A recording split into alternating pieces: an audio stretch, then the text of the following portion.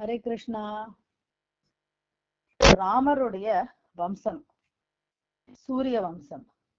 சூரிய வம்சம்னா கூட ரொம்ப பிரசித்தமான பேர் என்ன அப்படின்னா ரகுவம்சம் அப்படின்னு தான் கூப்பிடுவா. அதுக்கு காரணம் ரகு மகாராஜா வந்து அந்த சூரிய வம்சத்தை தோன்றின ஒரு பிரசித்தமான ஒரு ராஜா. அதுக்கப்புறம் வந்த ராஜா பரம்பரையில வரவர் தான் நம்ம தசரதர், அதுக்கப்புறம் ராமர். ராமர் வந்து அயோத்தியால தர்பார் நடத்தின்னு இருக்கார். ராமர் ஜெயிச்சு பட்டாபிஷேகம் அயோத்தியால தர்பார் நடக்கும்போது தினம் ராமர் வந்தவொடனே நிறைய பேர் வருவா, நிறைய விஷயங்கள் சர்ச்சை நடக்கும். நிறைய சாது மகாத்மாக்கள்லாம் வருவா, அவ எல்லாரும் வந்து உக்காந்துட்டு அவளுடைய தார்மீக சர்ச்சைகளும் நடக்கும். அப்படி இருக்கும்போது ஒரு நாளைக்கு ராமரோட தர்பார்ல சாதுக்கள்லாம் நிறைய பேர் வரா. வந்து அவ எல்லாரும் ராமர் கிட்ட சொல்றா, எங்க எல்லாருக்கும் ஒரு வேண்டுகோள் இருக்கு, அத வந்து நீங்க சரின்னு பட்டா நீங்க நிறைவேற்றணும் அப்படின்னு. ராமருக்கு ரொம்ப ஆச்சரியம், ஏன்னா சாதுக்கள்லாம் இந்த மாதிரி வந்து எல்லாம் கேட்டதே கிடையாது. சரி என்ன விஷயம் அப்படின்னு கேட்டா அவ சொல்ற, இந்த மாதிரி நம்மளுடைய இந்த வம்சத்துல, இந்த சூரிய வம்சத்துல அத வந்து ரகுவம்சம்னு நம்ம சொல்லிட்டு பெருமைப்பட்டு வந்துட்டு இருக்கோம். ஆனா எங்க எல்லாருக்கும் இப்போ ஒண்ணு தோணுறது என்ன அப்படின்னா, நீங்க சாக்ஷாத் பரமாத்மா, நீங்க சாக்ஷாத் பரபிரம்மே வந்து பகவானே நீங்க இங்க வந்திருக்கேள் அப்படிங்கிற விஷயம் எங்களுக்கு தெரியும்.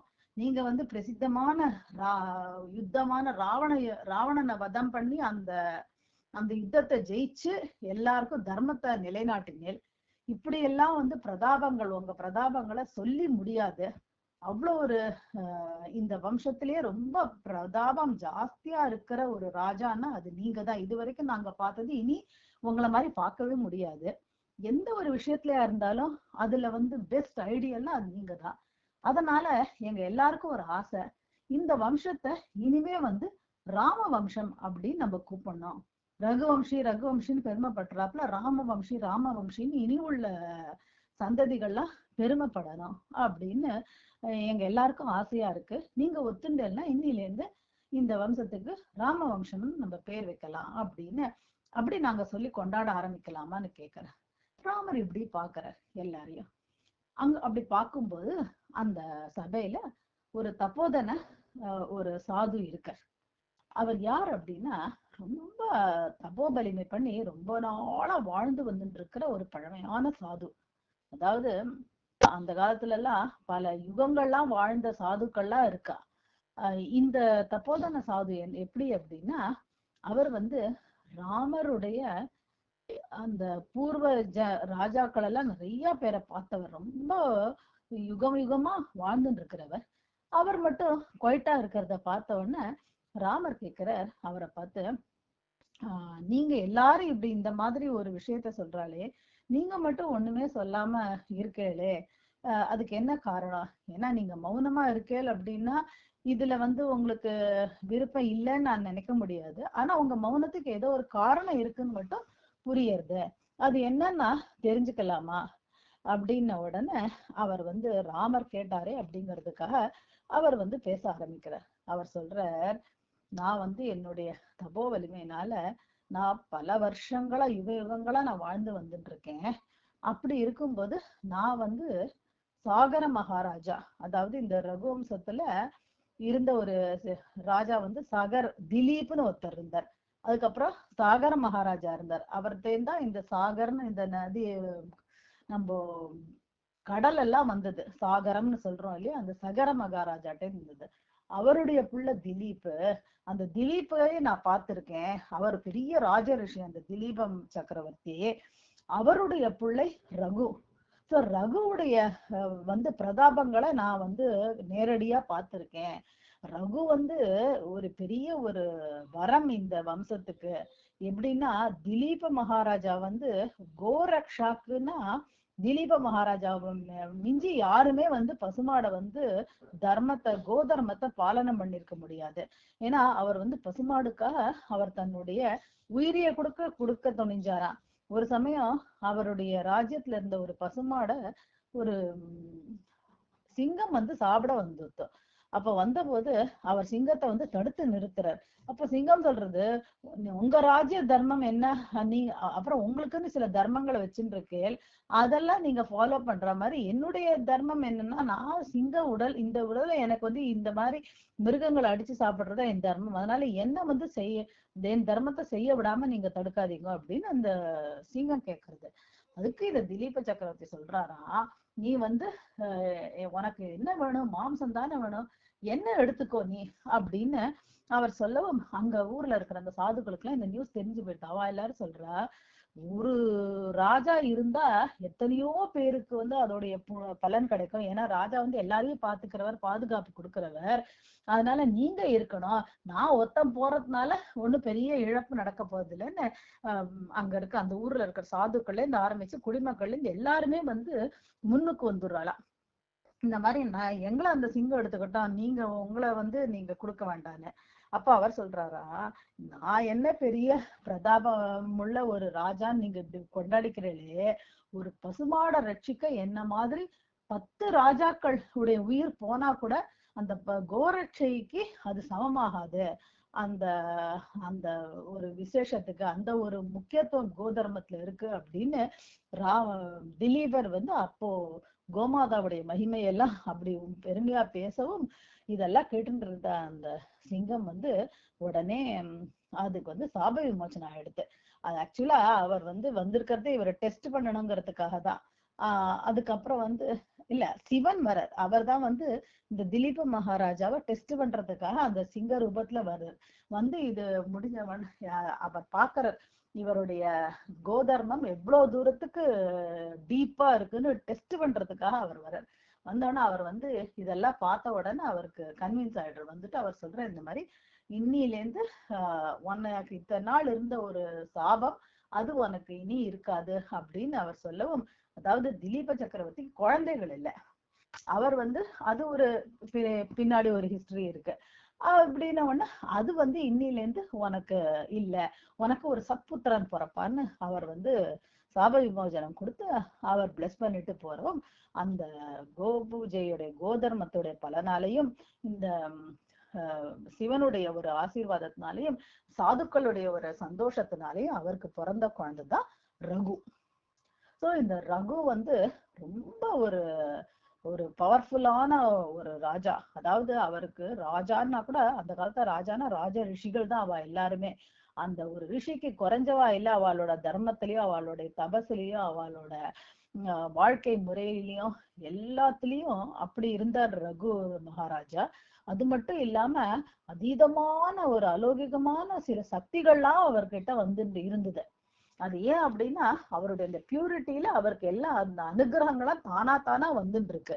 அப்படி இருக்கும்போது யாருக்காவது நிறைய வைபவங்கள் நிறைய ஐஸ்வர்யங்கள் இருக்குன்னா உடனே வந்து யாருக்கு கவலை வந்துரும்னா இந்த ராட்சசர்களை கவலை வந்துரும்.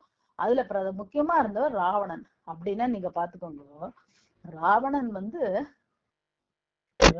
ரகுவுடைய காலத்திலேருந்து வாழ்ந்து வந்துட்டு இருக்கான். அவனுக்கும் யுக யுகமா வாழறதுக்கு உண்டான ஒரு ஒரு வரம் இருக்கு. ஆல்மோஸ்ட் அவனுக்கு எத்தனையோ கோடி வருஷத்துக்கு அப்புறம் தான் அவன் வாழ்ந்து முடிச்சதுக்கு அப்புறம் தான் ராமரையே வந்து அவன் பாக்குறான். அதுக்கப்புறம் தான் வந்து இந்த கடைசி கொஞ்ச நாள்லதான் அவன் சீத்தை எடுத்துன்னு வந்து இந்த மாதிரி நடக்கிறதுன்னு ஆல்ரெடி அவனுக்கு அவ்வளவு வயசு, அவ்வளவு ஒரு மூத்தவன் அவன். அவன் ராமரை விட காட்டுல எத்தனையோ யுகங்கள் வந்து பெரியவன்.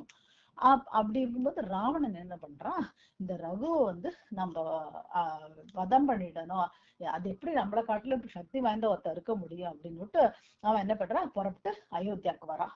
அயோத்தியாவுக்கு வரும்போது நேரா சரையு நதிக்கரைக்கு வரான். அங்க வந்தானா ரகு உக்காந்துட்டு, மகாராஜா ரகு உக்காந்துட்டு அவருடைய மத்தியான சந்தியாவந்தனம் பண்ணிட்டு இருக்க இவன் வந்து பின்னாடி வந்து நிக்கிறான். ஏன்னா ராவணனும் வந்து ஒரு பிராமணன் தான், அவனுக்கும் இந்த விதி விதானங்கள்லாம் தெரியும், தர்மம்னா என்னங்கிறது தெரியும். ஆனா அது ஒழுங்கா அனுஷ்டானம் தான் அவன் பண்றது இல்லையே தவிர என்னெல்லாம் விஷயங்கள்லாம் தெரியும். சரி ஒருத்தர் சந்தியாவந்தனம் பண்ணிட்டு இருக்காரு, இவர் வந்து மாத்தியானிகம் பண்ணிட்டு இருக்காரு, நம்ம டிஸ்டர்ப் பண்ணக்கூடாதுன்னு அவன் பின்னாடி நின்றுட்டு இருக்கான். நின்றுட்டு பாக்குறான், இவர் முடிஞ்ச உடனே இவரை நம்ம யுத்தத்துக்கு கூப்பிடணும் அப்படின்னு. அப்போ இவர் என்ன பண்றார், அந்த சந்தியாவந்தனத்தை மத்தியானிகத்தை முடிச்சுட்டு அவர் வந்து ஒரு ஆச்சமன கப்பல்ல இருந்து ஒரு உத்ரணி தீர்த்தத்தை ஜலத்தை எடுத்து அவர் தெற்கு திசை நோக்கி இப்படி அது வீசுறார். அது வீசுனதை இந்த ராவணன் பாக்குறான். நமக்கு தெரியுமே இந்த சந்தியா இது மாத்தியானிக விதிகள்லாம் எப்படி காயத்ரி ஜபம் பண்ணணுங்கிறது நமக்கு தெரியுமே. இதுல இந்த மாத்தியானிக முடிஞ்சதுக்கு அப்புறம் இந்த மாதிரி சவுத் சைடுல தட்சிண சைடுல இந்த மாதிரி தண்ணியை தெளிக்கணும் இப்படி எல்லாம் ஒண்ணுமே கிடையாது. இது என்ன புதுசா ஒண்ணு ஆரம்பிக்கிறானே அப்படின்னுட்டு அவன் அதெல்லாம் மறந்து போயிட்டான். உடனே இந்த சர்ச்சையில இறங்கிடுறான் ராவணன். ராவணன் கூப்பிட்டு கேக்குறான், நீங்க ஏன் தட்சிண திசையில போட்டேல் அப்படின்ன உடனே அவர் சொல்ற ரகு சக்கரவர்த்தி சொல்ற, இந்த மாதிரி ஒண்ணும் இல்ல, தட்சிண தேசத்துல ஒருத்தர் இருக்கார், ஒரு பிராமணர். அவர் யஜ்யம் பண்ணிட்டு இருக்காரு. அவருடைய யஜ்யங்களுக்கெல்லாம் மூலதனமே அந்த பசுமாடுதான். அதோடைய பால், அதோடைய வரட்டி, அதுக்கப்புறம் நெய், இதெல்லாம் பசுமாட்டுல என்ன வருது. அதுதான் அவருடைய அந்த ஹோம கோ, அந்த பசுமாடை ஒரு சிங்கமும் அடிச்சு சாப்பிடறதுக்காக வந்துட்டு இருக்கா. அதை விரட்டுறதுக்கு தான் நான் இங்க இருந்து தெளிச்சேன் அப்படின்னோம்னா இவனுக்கு ஆச்சரியம். இங்க உட்கார்ந்துட்டு இருக்கவருக்கு அங்க நடக்கிறது எப்படி தெரிஞ்சது அப்படின்னு ராவணன் கேக்குறான். அவர் சொல்றாரு, எனக்கு அப்படிதான்ப்பா, எனக்கு என்னுடைய ராஜ்யத்துக்குள்ள எது என்ன நடந்தாலும் என் கண்ணு முன்னாடி அது டிவில பாக்குறாப்புல எனக்கு தெரியும். அது மாத்திரமா இல்ல, என்னெல்லாம் நடக்கிறதுன்னு என் காதலையும் ஒரு இது சொல்லிட்டே இருக்கும், அதெல்லாம் எனக்கு தெரியும் அப்படின்னு சொன்னோன்னா அததான் நான் காப்பாத்தினேன் இப்போ அப்படின்னு. இந்த தண்ணி தான் ஒரு பானமா அதை விரட்டி விட்டுருக்கு அப்படின்னோடனே இவனுக்கு ஆச்சரியம். இருந்தாலும் இதை செக் பண்ணி பார்த்துப்படுவோன்னுட்டு அவன் அந்த தட்சிண தேசத்துக்கு போனா அதே மாதிரி அந்த யஜ்ய பிராமணர் உட்காந்துட்டு அவர் மகாராஜா ரகு கி ஜெய், மகாராஜா ரகு கி ஜெய், மகாராஜா ரகு நிறைய நாள் இருக்கணும், ஆயுஷ்மானா இருக்கணும் அப்படின்னு, அவருக்கு யசஸ்வியா இருக்கணும் அப்படின்னு அவருக்கு ஆசீர்வாதம் ஸ்துதியுமா பண்ணிட்டு இருக்காரு. அதை பார்த்தோம்னா அவனுக்கு புரிஞ்சு போயிடுது. ஆமா, அவ சொல்றது கரெக்டு தான். அடாடா, இப்ப இவன் இன்னும் டேஞ்சரான ஆளு போல இருக்கே, இன்னும் இவ்வளவு சக்தி இருக்கே இவனுக்கு, அப்ப இவனை விட்டே வைக்கப்படாது அப்படின்னுட்டு நேர திருப்பி ரகு கிட்டே வரான். வந்த உடனே ராவணன் ரகு ராஜாவிட்ட சொல்றான், இந்த மாதிரி ஆமாமா நீங்க ரொம்ப சக்தி வாய்ந்தவர் அப்படின்னு, ரொம்ப சந்தோஷமா இருக்கு எனக்கு இந்த மாதிரி ஒரு ராஜாவை பார்த்ததுன்னு. அப்ப ரகு கேக்குறதா, சரி அதெல்லாம் இருக்கட்டும்ப்பா, நீ எதுக்காக வந்தா அதை சொல்லு அப்படின்னோடனே, பிராமணன் வேற எதுக்காக வர போறேன், பிராமண வேஷம் போட்டு வந்திருக்கான் யாரு, ராவணன். நான் எதுக்காக வந்திருக்க போறேன், உங்கள்கிட்ட யாச்சகம் கேட்கறதுக்காக வந்தேன் அப்படின்னோடனே, அதுக்கு என்ன, உனக்கு என்ன வேணுமோ நான் தரேன் அப்படின்னோடனே, என்னோட நீங்க யுத்தம் பண்ணணும் அப்படின்னு அவன் சொல்றான், ராவணன் சொல்றான். சொன்ன உடனே இவர் சொல்ற, இந்த ரகு சிரிக்க ஆரம்பிக்கிறார். ராவணன் எதுக்கு சிரிக்கிறான் அப்படின்னா, அவர் சொல்றார், பிராமணர்களோடையும் அப்புறம் பசுமாடோடையும் நான் யுத்தம் பண்றது கிடையாது, அவளை ரட்ச பண்றதுதான் என்னுடைய தர்மம். அதுக்கப்புறம் பிராமணன்னா அன்னத்தை தானம் கேட்பாளே தவிர யுத்தத்தை யாரும் தானம் கேட்க மாட்டா. நீ பிராமண வேஷம் போட்டுன்னு வந்திருக்க, நீ யாரு எனக்கு தெரியும், நீயே சொல்றியா அப்படின்ன உடனே, உன்னை பத்தி நீ சொல்றியான்னு கேட்ட உடனே இந்த ராவணன் தான் இருக்கானே, அவனுக்கு தம் பெருமையை பேசுறதுன்னா அவ்வளவு பிடிக்குமே. நம்ம சீரியல்லாம் கூட பார்ப்போம், லங்கா விஜய், திரிலோக விஜய், ராவண் மேஹூ அப்படிலாம் சொல்லல, அது மாதிரி அவன் சொல்ல ஆரம்பிச்சுட்டான்.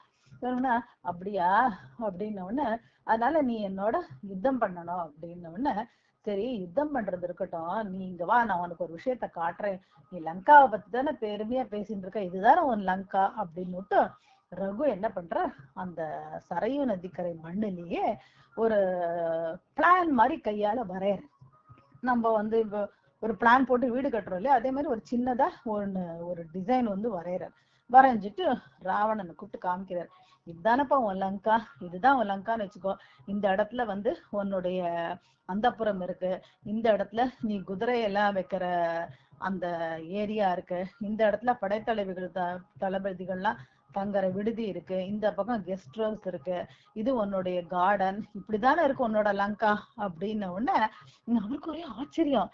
இவர் திரிகூடமலையை தாண்டினது கூட இல்லைன்னு சொல்லி கேள்விப்பட்டிருக்கேன், இவர் அங்க தாண்டி எங்கேயோ இருக்கிற நம்ம லங்காவை அப்படியே கிளியர் கட்டா சொல்றாரு இவர் அப்படின்னு பாக்குறான். பார்த்த உடனே அது கூட பார்த்துட்டே இருக்கிறதுக்குள்ள அவர் என்ன பண்றான், தன் கையால அந்த தண்ணி கொஞ்சம் சரையு தண்ணி வர்றது முன்னாடி அதை எடுத்து அதை அப்படியே கையால அழிச்சிட்டு, இப்ப போய் பாரு உன் லங்கால இதெல்லாம் இருக்கான்னு அப்படின்னு எனக்கு இன்னும் ஆச்சரியமா போயிடுது. உடனே அங்கேருந்து புறப்பட்டு லங்கைக்கு போறான். போனோன்னு அங்க என்ன ஆச்சு, ரகுவுடைய பிரதாபங்கள்லாம் என்ன, நாளைக்கு நம்ம பார்ப்போமா. ஹரே கிருஷ்ண கிருஷ்ண கிருஷ்ண ஹரே ஹரே, ஹரே ராம ராம ராம ஹரே ஹரே.